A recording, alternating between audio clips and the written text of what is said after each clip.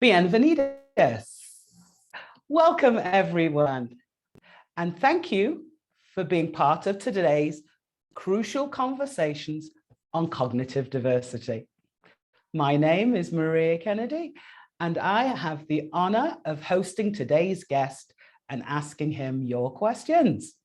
So please use the Q&A function at the bottom of the screen to share your questions and have our sleep doctor, Dr. Isaac Taitz, answer those questions for you live today. Please also use the chat feature to share your comments, opinions, and personal experiences related to today's topic. We only have a short time together, so please post your questions as soon as you can. All right, so you'll also notice at the bottom of the screen the letters CC and live transcript underneath. So if you'd like to read what is being said, please click that and the closed captions will appear on your screen. Thank you so much for completing our sleep problem poll and for sharing comments in the chat. We already have a wonderful question to kick off with. So I'm going to give you about 2 more seconds to respond to the poll, and then we can find out what our results are. So I'll come back to that in a minute while we're waiting. As I mentioned, my name is Maria Kennedy. I'm a mom and an educator. And I like to tell people that I talk funny because I'm from England. My greatest accomplishment is the creation of my amazing son, Aaron. Yep, like most of you, I'm a proud parent too. His educational journey as a gifted Black boy has been the catalyst for my innovation and challenging of the status quo. This journey has taken us to several countries and has enabled us to have an unparalleled view of student access or lack of access to gifted education. I would like you to join the conversation so that we can effect a positive change in the provisions for all gifted and 2E or more E students. So, okay, so let's close the poll and see what we found out. Okay, so, oh, nice balance. So some of us, so there are actually more people who have problems getting to sleep, either themselves personally or their children. And we have a large proportion of people who are having problems getting their children awake or themselves awake, because when they wake up, they're still feeling tired. And so we're going to talk about that in a little bit. So we'll talk with our very own sleep doctor, Dr. Isaac Taitz. So just before we get into conversation with Dr. Taitz, let me tell you a little bit about him. So Dr. Taitz is a Southern Californian clinical psychologist and youth specialist, as well as a published author, researcher, and speaker. Dr. Taitz founded All Mind Health to treat a wide variety of issues and populations. His specialities are in youth psychology, sleep treatment, and solution-focused therapy. Specifically, he helps children and families manage strong moods, attention, and interpersonal difficulties, as well as insomnia.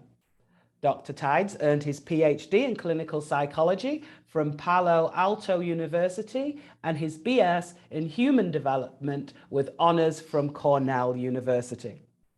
His research focuses on the application of dreaming, lucid and otherwise, to mental health issues, including depression, PTSD, and bereavement. He is also the administrator of continuing education for the International Association for the Study of Dreams. So there's so much more that I could say about him, but I know that you're going to learn an awful lot from him today. It is my distinct honor and privilege to introduce today's esteemed guest, Dr. Isaac Taitz. So, Dr. Taitz, let me first say a huge thank you to you for making time to engage in conversation with us today. My pleasure. It's always a joy to chat with you, Maria. So looking forward to chatting with you and the rest of our audience as well.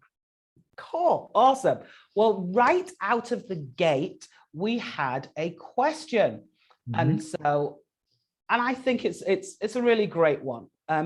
What our viewer says is there seems to be help for those who can't fall asleep.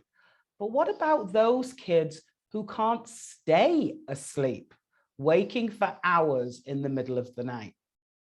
Any suggestions for what a parent can do to help? Definitely. So this question asker has stumbled upon the additional aspect of insomnia. There is sleep onset insomnia, where it's hard to get started. And there's all the different remedies and techniques, warm glass of milk and things like that, as well as some techniques that I actually will be teaching later on in today's session.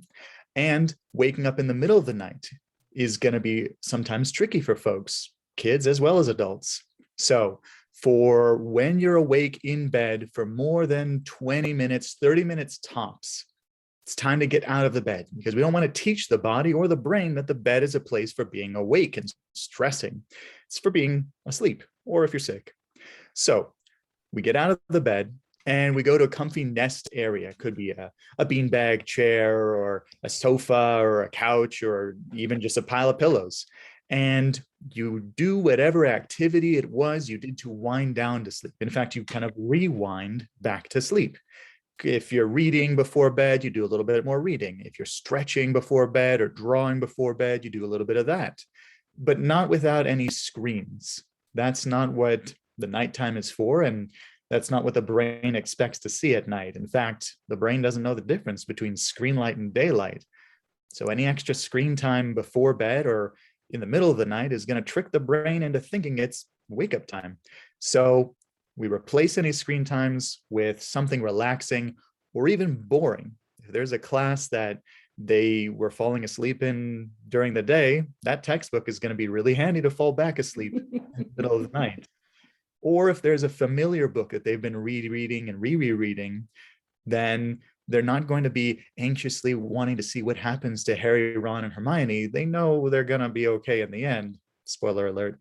And they'll probably start to get tired again. Their brain will probably be bored of it. So it would rather fall back asleep. And as soon as the head gets heavy and the eyes start to flutter, you just follow that feeling back to bed and let yourself fall asleep, as opposed to trying, because that also wakes us up too. Oh, that's really great. Because I've always been told, oh, just lay there and you'll fall asleep again. But no, don't do that.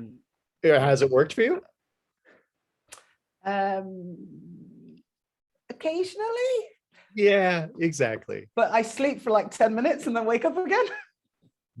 Because now your body knows that the bed's not just for sleep, it's for waking up and stressing about it again. Yeah, because I will fall asleep, sleep 10 minutes, wake up, fall asleep, wake, and I go, oh my gosh, is it not time to get up yet? What's going on? Yeah, that doesn't sound fun. No, it actually isn't. Okay. So we have another question. So what about the fear to go to bed because of bad dreams? So bad dreams might reoccur. So for those people that have already had maybe a nightmare and are worried that it's going to happen again. Exactly. It's a big challenge for a lot of people, big and small. Even folks who've gone to war will have PTSD nightmares and they don't want to have that again, and they might stay up, and that actually doesn't help them recover either. So for everybody who has a nightmare, especially if it's a recurring nightmare that you've had again and again and again, that's actually the best one to use a technique that's called imagery rehearsal therapy. Granted, it's better when you have a therapist to kind of walk you through it and help you practice it. But the main idea is you write down the nightmare that you had and all the detail, everything that bugs you about it from start to finish, as soon as you could remember the beginning of the dream to the last part that you remember having before you woke up. Then you put that aside, and then you rewrite the nightmare, starting from that kind of generic dream that it began in when it was kind of neutral or even positive. But before it turns negative, you rewrite it. You kind of change the tracks of that train or trolley or roller coaster, if you will. So you go down a different path. So instead of going, down the hall and turning left and seeing a monster, you go down the hall and then turn right and see your best friend or your favorite snack or whatever.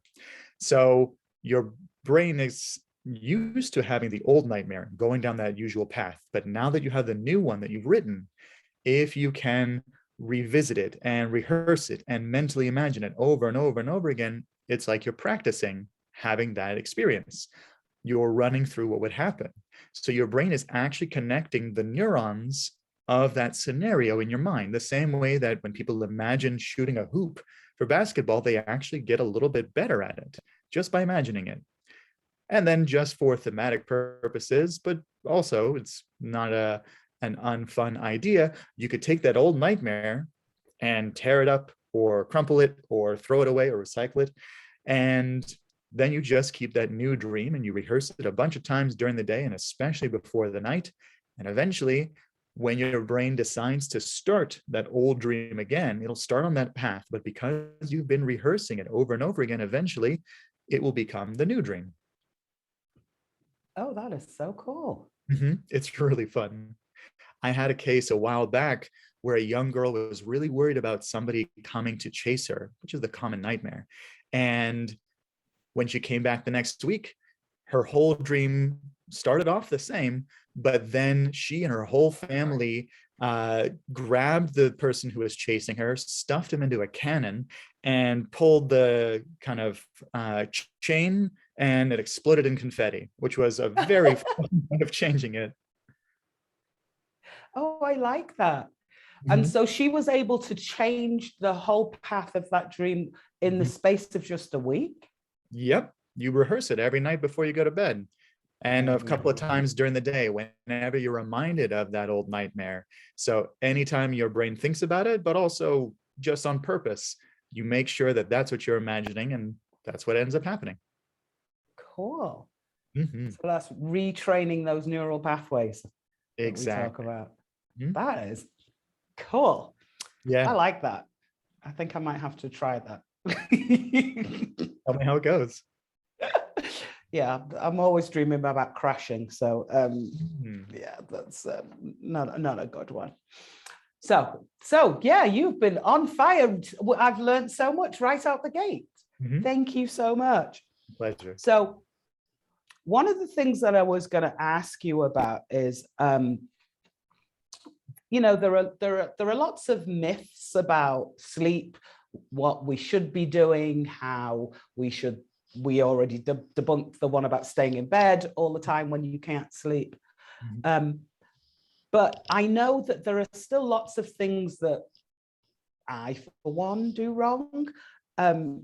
One of them is, my parents have always said you should turn off the light and the room should be dark when you go to bed. But I'm a reader, so I'm always reading, so my room's always light. And then I read somewhere that it didn't matter if the room was dark and having light on wouldn't be harmful. So which one of them's right? What I read or my phone? Well, which one works for you? Which do you feel you fall asleep best in? You're the expert of your own experience, and different approaches work for different people. So Cool. When I work with patients and I'm giving them suggestions on whether to have light in the room or to keep it colder or to have a fan going, there's different reasons for why it works for some and not for others. There's not one size fits all. And even the amount of time you're sleeping every night changes as you get older and depending on who you are. So any of these aspects that you read about online that your folks tell you, they might be just what works for them. And you gotta work around and shop around and try out the different things until you find what actually works. That's why it's really helpful to sometimes even track your sleep, to write down every morning approximately how long you were in bed and how long you were asleep for. So you can see, oh, when I had spicy food this night before, I had a terrible nightmare. maybe I won't do that so often. Or when I drank a lot of water before bed the night before, I had to wake up a bunch of times to go to the bathroom. So you mix and you match and you course correct. And it helps if you have a therapist who knows what to look out for and what questions to ask so that they can help you kind of narrow down your approach and find what works best for you. I really love that, Mhm. because talking and working with 2E children, one of the things that we know is that they're not all exactly the same. So Exactly. it's really, for me, just like, oh, wonderful. There isn't a one size fits all, and we can't just shove my children into a box and say, you must do this and you'll be perfectly fine. Mhm. Oh, that is so, so cool. So, so cool. So you mentioned slightly about, or at least you talked, well, yeah, you mentioned it, the different amounts of sleep, Mhm. which brings me to another one of the spaces that I don't work really well. So I had read that you need to have 7 hours of sleep every night, Mhm. and I rarely ever do. I mean, I have to go to bed late, but I always wake up early. Mhm. Pre-pandemic, I used to have an alarm clock that woke me up. Mhm. What's really funny was that I still would tend to wake up a few minutes before it anyway. Mhm. But then since we were all working at home now, and I didn't have to drive to work, I didn't have a 30-minute sitting in traffic. Oh, the good old days. I'm good. That was the only good thing about lockdown, as far as I was concerned, was if I had to leave my house, I didn't have to sit in traffic. And for anybody in LA, they'll understand how LA traffic is really bad. Mhm. Um, so so I still get up early, but now I don't need the alarm clock at all. I'm still waking up at 5 o'clock in the morning, no matter what time I go to bed. So sometimes I sleep 5 hours or less. Should I really be trying to fix that and sleep longer? Mm. Or is that okay? Because I've read some conflicting things about your body getting used to a little or less sleep, Mhm. but I will crash after about a month, and Mhm. then I try to catch up on sleep. I know I can't, right? Well, let me try to help put some of those rumors to rest. And there wasn't a pun intended there. But it was a good one. So the idea is obviously, when you were little, you needed much more time asleep. And children need much more time asleep than when they grow up. So as we get older, we do need less and less sleep.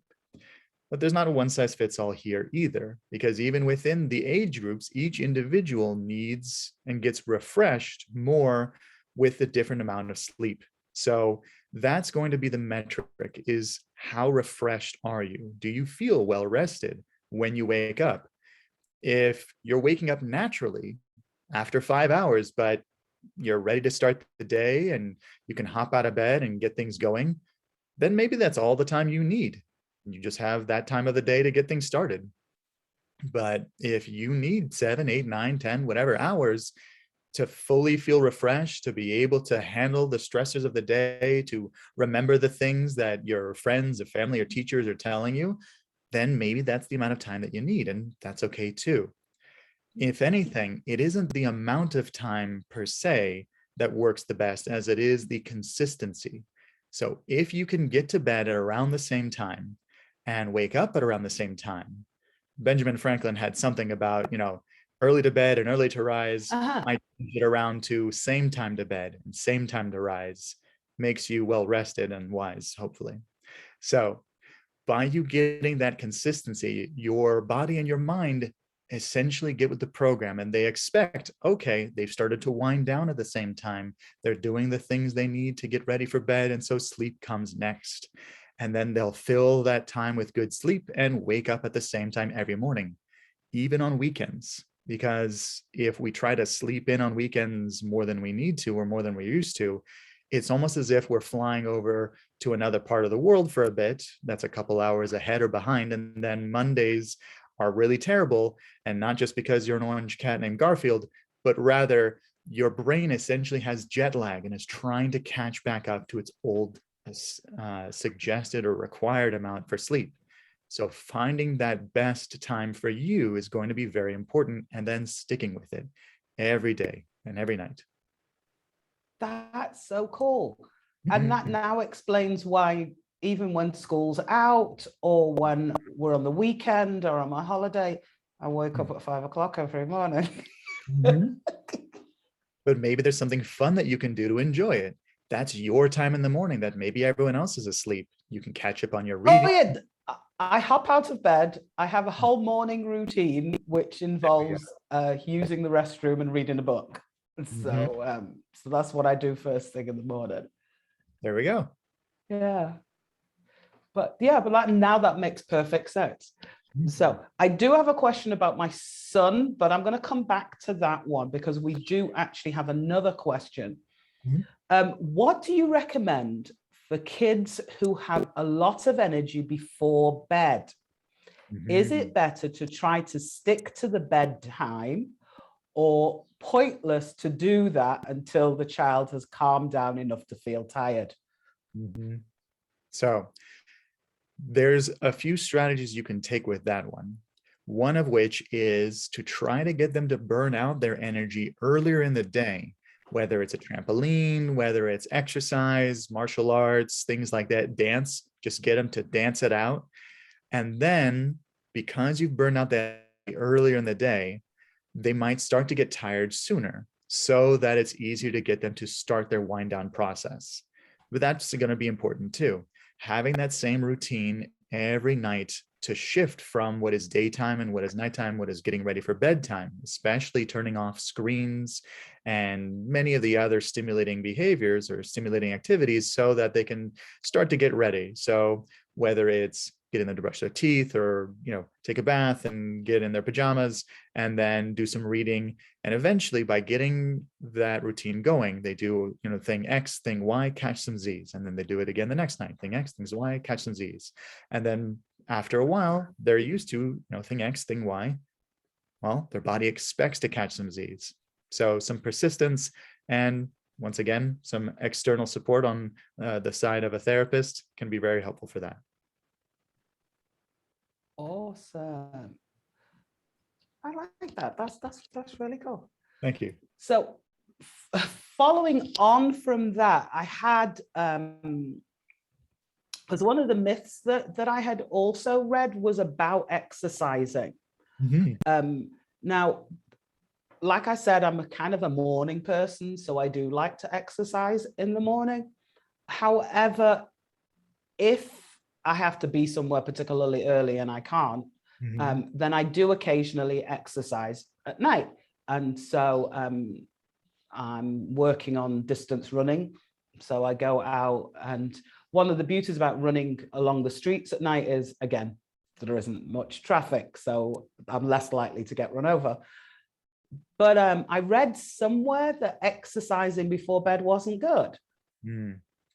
That's why I said earlier in the day, I was kind of hinting at trying to get the exercise pushed sooner and sooner during the day, so that the body has enough time to wind down, to kind of excite, relax after the exercise. Granted, there are some people who right after an exercise, all of their adrenaline has a huge dip right afterwards. And so they find it's a lot easier to fall right to sleep then. So this is another scenario of you find what works for you. Many people do benefit from getting their exercise done early in the morning, so that their body is tired, and then they have essentially a tired body that they keep on using throughout the day. So they get really tired by bedtime. But if it works for you to get a little bit of an exercise, and then preferably maybe a shower right before bed, so you don't go to bed sweaty, that can be very helpful too. Oh, cool. Oh, I'm learning so much. That is so cool. We do have another question. Now, I don't know whether or not you recommend supplements. I personally do take some, because when you get to my age, apparently your bones need a little bit of a help. But one of the questions is, are there any new supplements or medications available for kids to help them stay asleep without solving for this all the behavioral interventions or medications that target dysregulation during the day, because they have a limited impact? Alternatively, is it unwise to give a young person, 9 years old, a very late bedtime, say 10 or 11 p.m.? So I'll try to answer them in order, but remind me if I missed the part of the questions. When it comes to medication, as a psychologist, I don't have training to discuss medications as well as nutritional supplements. So I don't want to lead anybody astray on that. Those are definitely questions to ask your psychologist, sorry, your psychiatrist. It's a Freudian slip if I ever heard one. Or to make sure that you find the right combination of things that work best for your child. So maybe even a pediatric psychiatrist or nutritionist is going to be the right one for you there. In tandem with the behavioral approach that we use at All Mind Health, this might be the best kind of multi-pronged approach, so that yes, you're allowing the child's brain to have the extra nutrients or even the chemicals that they need to kind of learn and practice the skills. So we look at medications like training wheels or water wings. They're there to help make it a little bit easier to practice the skills that are needed, so that if for whatever reason, the medication is run out and we haven't refilled the prescription, or we want to titrate and kind of reduce the amount over time, those skills that you and your children have been practicing over time have become so strong. The neurons, that pathway, has been trained and exercised and really strengthened so that you can continue sleeping well without medication. As for the last part, was the 9-year-old needing Later to bedtime. Later to bedtime. Thank you. So there's a different approach you can use there with regards to getting the child ready for sleep. One night of staying up later so that they can really get tired and fall asleep. And maybe that might be what's called a chronotype, which is their type of sleep schedule. There's morning larks, there's night owls, and then in the middle, there's the hummingbirds. So these are the people that can go to sleep kind of somewhere in between. It might be that the child needs to get their energy out earlier or just needs to fall asleep a little bit later, but you still wake them up when it's time to go to school. And by doing so, they might be a lot tired, more tired, whatever works. And that allows them to get more tired for the next night so that they might go to sleep a little bit sooner. In fact, to answer the first questioner's, the first person's question, by having sometimes even a more condensed sleep schedule, you make sure that your body only gets to go to sleep a certain amount of time, just the amount of time that they need, and doesn't spend more time in bed awake looking at the ceiling. So by condensing the amount of time that they're in bed at the beginning, and then they get a full night's sleep there, and then you extend it, you move their bedtime closer earlier and earlier by 15 minutes every week or so. Also, when kind of working with your doctor, psychiatrist, or psychologist to make sure that their sleep is effective and that there's no other challenges going on, eventually the body can start to get used to an earlier bedtime or more consistent bedtime. That's great. So in order to adjust that, then I'm just going to recap, make sure that I get it. Sure. So they could start out with that later bedtime, but over a series of weeks, by making them go to bed a little bit earlier each week, you can generally adjust that bedtime so that it's earlier, and making sure that they don't lay around in bed, because we're not training our brains to think that we just lay awake in bed, get up if you're not sleeping. Exactly. If anything, it's at least better to make sure that their sleep is efficient, that when they're in bed, they're asleep, as opposed to putting them in bed and having them basically be awake in bed. So that's exactly right. Okay, perfect. Wonderful. So I have several more questions for you, One of them follows on from what you were talking about earlier. So the viewer says that I have been told that it takes 3 weeks for a pattern to become a habit. And so do you abide by this time frame for establishing your do X, do Y, catch some Z's? Or if not, what's a reasonable time frame to establish good sleep hygiene habits?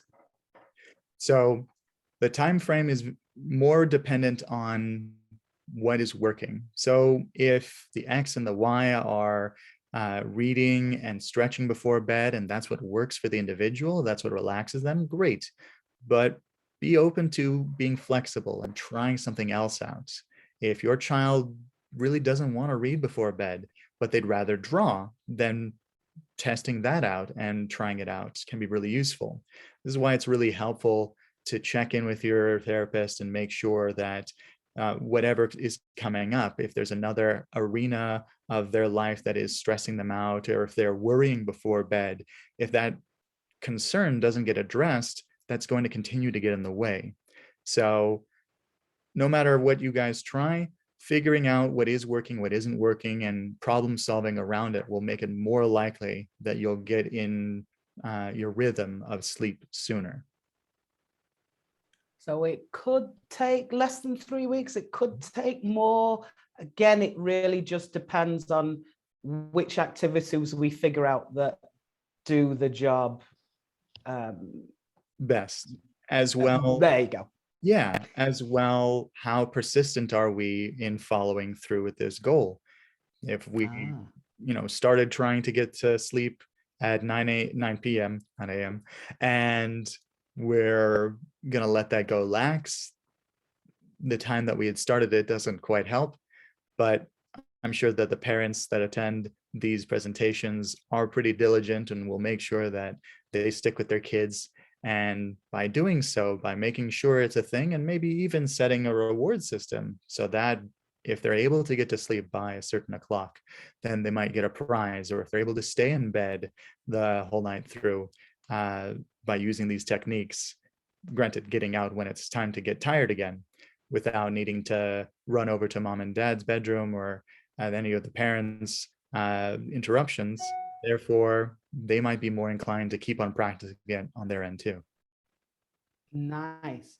And so on that, so we had just had a comment. So it's also about managing the individual stress levels then, when we're addressing that, because a lot of our children not only suffer from stress, as you know, but anxiety. So I guess maybe we slow it down or switch in order to manage those things as well. Definitely.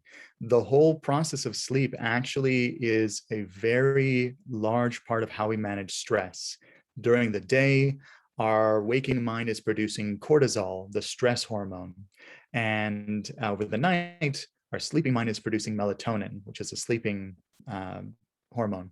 So by us getting more consistent sleep, we're better improving our ability to handle stressors during the day. Unfortunately, it can become kind of a catch-22, because if we're too stressed during the day and we're stressing out at night, or we're worrying in the bed, then we can't go to sleep. That's the difficulty with looking at screens before bed. It's our eyes are open and we have light shooting into them, and that increases the stress as well. But even lying in bed awake, stressing about, oh, I need to get to sleep. I'm going to have a terrible day tomorrow if I don't get sleep, will keep us from getting sleep. So instead, there's a fun technique called worry time, where you essentially just reschedule those worries at a different time of the day, preferably far and away from the bedtime and the bedroom, where you can just set a timer for 5 minutes and start the timer and just run through the worries that you're thinking of. Whatever thing is bugging you, just get it out. You can say it out loud, you can write it down, you can think it to yourself, you can record it on your phone if you really want to, and delete it right afterwards, or share it if you want to, let people know what bugs you these days. But the most part is by you addressing, or by you at least letting those worries have their time on the podium and then letting them go, you're no longer fighting them. You're no longer hiding from them. You're no longer giving them any power. So they no longer need to come at you at night when your defenses are down and you have nothing else to distract you. They have their time, and you give them their, their space. And when you run out of time or when you run out of worries during worry time, you just start back over again. So you repeat it so many times, they start to lose meaning. They start to seem silly. English is a silly language. We say the same word too many times, and then it starts to lose its sense of, I'm saying it wrong, or it's not spelled that way, is it? So that habituation, that ability to get bored with something after you've been over and over and over exposing yourself to it, lets the stress start to go. So that night or a couple nights afterwards, if you keep on practicing regularly your worry time, even though those worries might start to try to come back because they're used to, or your brain is used to worrying about them at that time, you can more easily remind yourself, I see you worries, and I'll see you next worry time. That's so cool. I need to schedule some worry time. Thank you so much. That is brilliant. One of the other questions we had, so our viewer says, to me, it feels like gifted children need less sleep and still run some activities before and while falling into sleep. Is this because brain activity must not close total? So some music is fine while falling asleep, or is that better than nothing? Once again, it's what works best for your kid. There's some gifted kids that need absolute silence, earplugs and all. Some kids, they need a little bit of white noise.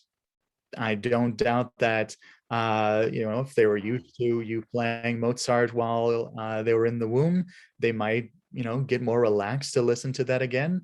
But nonetheless, these can change over time.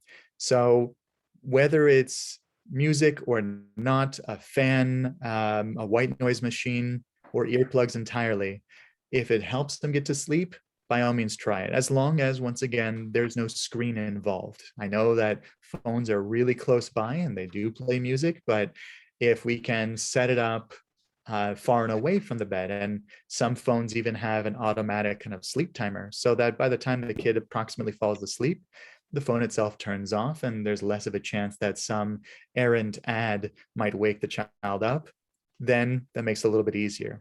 Some parents will use different types of Bluetooth connected speakers to set up so that the child doesn't have to get up in the middle of the night to turn it off, or be playing on their phone, or have any risk of or lure of playing on their phone. So this way, it's a lot easier for them to just get to bed, set the stage, and follow it to sleep. In addition, brain activity is never off. That's kind of at the very end of all the brain activity, if you know what I mean. But during nighttime, when we're sleeping, the brain actually goes through a different form of activity. This is how it's recovering. This is how it manages stress. So the brain waves will start to slow down and take longer. And then they'll be very active during that rapid eye movement when we get our dreams in there. Oh, cool. So some of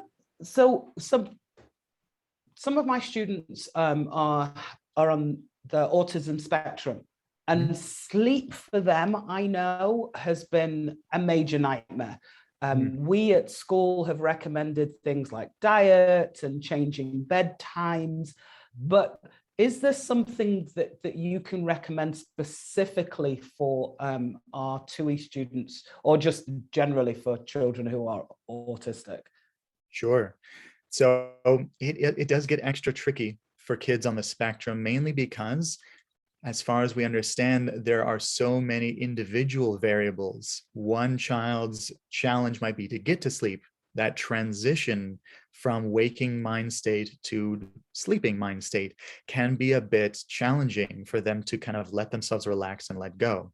Just like a transition from the home to school, or from an expected activity to something unexpected. Transitions are tricky. Same thing can happen for waking up. Some kids will sleep for a very long time, and their ability to kind of boot their brain up and get started with the day can be really tricky as well. So having some strategies ready to try out for either end and to find what works is going to be useful. For kids to get to sleep, having a routine, having a structure, having an expected routine can be very helpful so that they know, okay, we've finished our homework, we've brushed our teeth, we've combed our hair, we've gotten in our pajamas, and the room is darker now. They may engage in some activities that will be a little bit more lower key, whether it's reading or stretching or relaxing. It might even be meditating, where they are awake, but their eyes are closed, which technically uses a different brainwave. Our waking time, we're using what are called beta waves. But if we are awake while our eyes are closed, we're using alpha waves, which is technically the beginning part that we need for sleep, of course, if we're sleeping with our eyes closed. So this can be an approach, and by maybe even having them listen to some music while their eyes are closed or meditating while their eyes are closed, eventually their brain may start to get the message and start to slow down and get to sleep. Alternatively, for waking up, it's the opposite. By getting light on their skin and in their eyes, even screen time for the first couple of minutes upon waking, getting them out of bed, getting them moving, even having a full glass of water to start the day off, makes it a little bit easier for them to stay awake and to keep going. In addition, kids on the spectrum may need a little bit more time for sleep. They may need more time to recharge. So that might mean setting their bedtime a little bit earlier and then waking them up a little bit later, but in time for school or for whatever activities we have planned. This way, they're used to getting what they need for sleep on their schedule that works best for them, which may be a little bit different than the average child, but if it helps them out and if they feel refreshed, then they're going to reward you. They're going to show you, parents, exactly how refreshed they are and how much more fun it can be when everybody gets the amount of sleep that everybody needs. Nice. I love that. Mm-hmm. So I'm an early bird, right? Because I like to get up early. A morning lark, yeah. Oh, there you go. I'm a morning lark. Mm-hmm. Okay, so my not so little person Mm-hmm. is a night owl. Mm-hmm. He stays up all night, but then doesn't want to wake up in the morning. Mm-hmm. Or at least not on your schedule, which is unfortunate. Yeah. Right, definitely not on my schedule at all. Mm-hmm. One of the things that now I used to be a night owl, so I'm assuming that at some point he will switch. Maybe in his will he switch in his old age, or am I just unusual? Maybe he's got your genes, so that helps. Okay. But there was when I was in Louisiana, there was a report that came out that said that children shouldn't go to school early in the morning because their brains just weren't wired to be working that early. We used to start school at 7:45 in the morning, and when that report came out, they switched our time, and so instead of starting at 7:45, we started at 7:30 because they figured that the kids needed more time. And I'm wondering, given the fact that there is evidence that small brains really don't function very well at 6 o'clock in the morning, and they don't want to be riding a school bus at that time, and is there another school of thought to support why school maybe should start later? Or why is it that we start school so early? Well, that latter question may be more due to parents' schedules and work schedules and how we expect that little people should be working on the same schedule as big people and work towards that same aspiration. There's some historical effects. You can think of how, back in the Middle Ages, we would paint little people, children, as just small adults. This concept of the child is just as aware and cognizant and thinks just the same way that an adult does has been part of our psyche for a good long while. And you're right, research is starting to see that, surprise, surprise, it's not exactly the case. In fact, some studies were done through Stanford and on behest of Dr. Bill Dement, or William Dement, the man who coined the term rapid eye movement. He started to advocate for the later start time for the local high schools.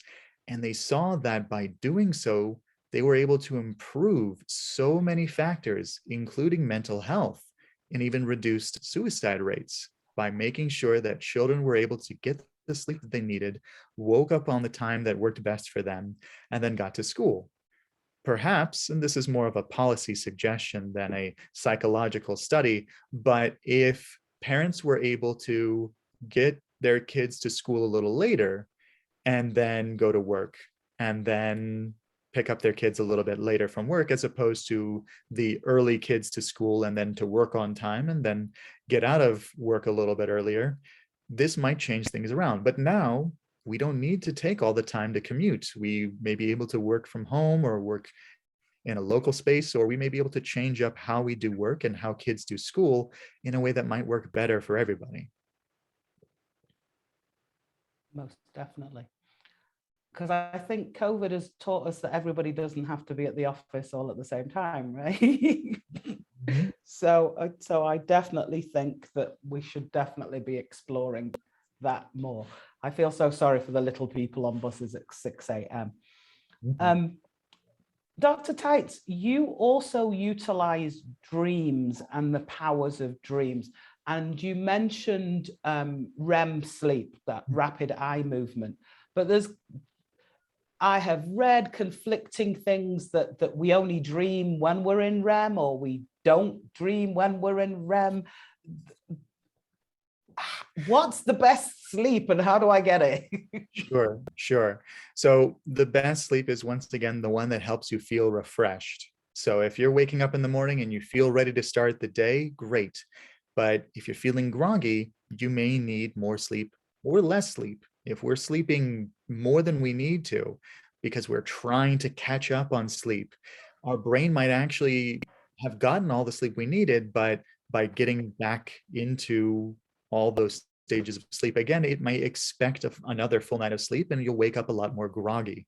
So being flexible and finding what works best for you and helps you feel most refreshed, that I think, with some consistency as well, would be the best sleep for you, for your kids. And keep in mind that that may change over time when everyone grows up.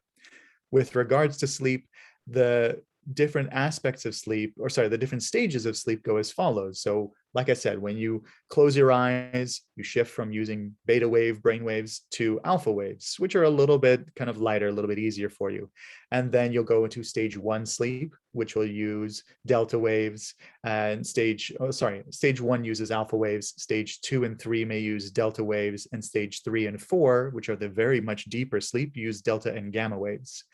And then you'll have a little bit of rapid eye movement, at least at the beginning of the night. And all of that will happen around a 90-minute cycle. That's called a REM cycle, or a REM period. And as you sleep over the night, you're going to go through a few of these different cycles. And each time, your slow wave sleep, your deep sleep, is going to reduce, and you'll have more and more REM sleep. So the dreams may become more vivid, more visual, more bizarre, which is perfectly normal. So by you going through the night and letting your brain go through the different cycles and letting it do what it needs to do, as far as the slow wave sleep has a lot more of the human growth hormone happening. So that's for helping repair muscles and just recovering the system, and maybe even washing out some of the stress hormone from the brain. And the rapid eye movement has been shown to help improve memory. That may very well be one of the reasons why we have dreams, according to a lot of studies, that the bizarreness of dreams are the multiple neurons firing at the same time and locking those memories into place. All the associations that we make can be very useful there, which is why getting some extra studying right before you do your wind down routine, if the last thing that you're thinking about, or at least one of the latest things you're thinking about before bed, is what you're trying to remember, and then you have a sleep, and you test yourself in the morning, you might actually remember those things a lot easier. So the best sleep for you is the one that helps you feel more rested, and you can be a little bit crafty about how you use it so that you can help remember things, or even just improve your sense of well-being. By the time you can remember a dream in the morning, that very well may mean you got a nice full night of sleep because you got to that stage of REM sleep that was nice and long and you were able to recall it. But that's also if you intend to recall it. If you have a dream diary nearby your bed and write in it every morning, whatever you can remember, it makes it easier to remember your dreams. But we can lose that over time if we don't flex that muscle, and that's okay too. It's not a necessity, but it's fun. That is so cool. Mhm. So we're about to run out of time. Dr. Taitz, it's been absolutely amazing and we've learned so much. Oh, hold on. I'm going to squeeze in one more quick question if you For don't sure. mind. Not at all. So one of our viewers asked, do you put credence in listening to music that has the same frequency to get to sleep or to focus, be creative? There are some studies that have used binaural beats, that have used similar frequency patterns to get to sleep.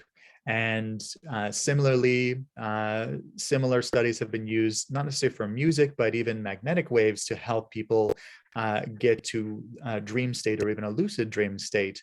So there is something to it. I personally haven't conducted the studies myself, so I can only say for what little I've read on those in particular. But once again, we can be our own scientists. We know ourselves best and we can try things out. If we are able to focus more, if we're able to kind of keep concentrating more or notice less distractions while studying, then that might work well for us. But other people study well without any music at all. Or if we're able to fall asleep faster by our own subjective measure or any type of device that we put on or near us at sleep, and we find that we're sleeping better, we're feeling more rested, once again, that works well. Similarly, if we're noticing that our dream material is starting to become more clear to us or important or it's relevant, whether it's to yourself personally, to your family, if you discuss it in the morning, or to your therapist, if you use it in your sessions, then if it's helping you, keep on doing it. But if it's not, then you can always just set it aside for now and try something different. Oh, cool. Mm-hmm.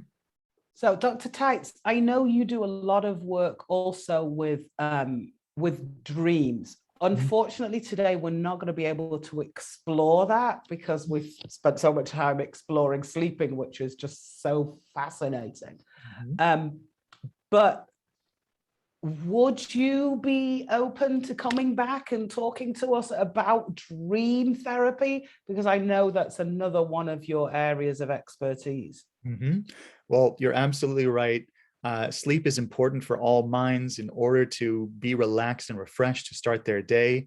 And it's also important so that you can get to those dreams. So by all means, we've gotten the introduction and hopefully everyone's getting a lot better sleep. So I'll be very happy to talk about dreams and any other aspect of psychology for kids of all ages. All minds deserve sleep and can also deserve good dreams too. I would love to come in and talk about it. That's awesome. Awesome. I'm going to sneak one quick question in. All right. On the binaural sleep rhythms, our viewer wanted to know whether or not they needed to listen with headphones, or can they just play it? So that's more a matter of comfort, really. Okay. But headphones themselves can be kind of clunky. Earbuds can be useful just to get the actual binaural experience going on. But then again, you have earbuds in your ears. So if you're rolling over, they may fall out. This can be something that you can listen to get ready for sleep, to wind down, and then take out the earbuds or replace them with earplugs if you want to, and then follow it to sleep. But once again, you can try it out, see how it works for you. And if it does without headphones, then enjoy. A man after my own heart, Dr. Taitz. I'm a firm believer in experimenting and trying and then ruling out the things that don't work for us. So I guess that we need to be much more into that, exploring and trying to find out what will work for us as adults as well as for our children. Because as you say, we're not all the same and things work for some of us and not for others.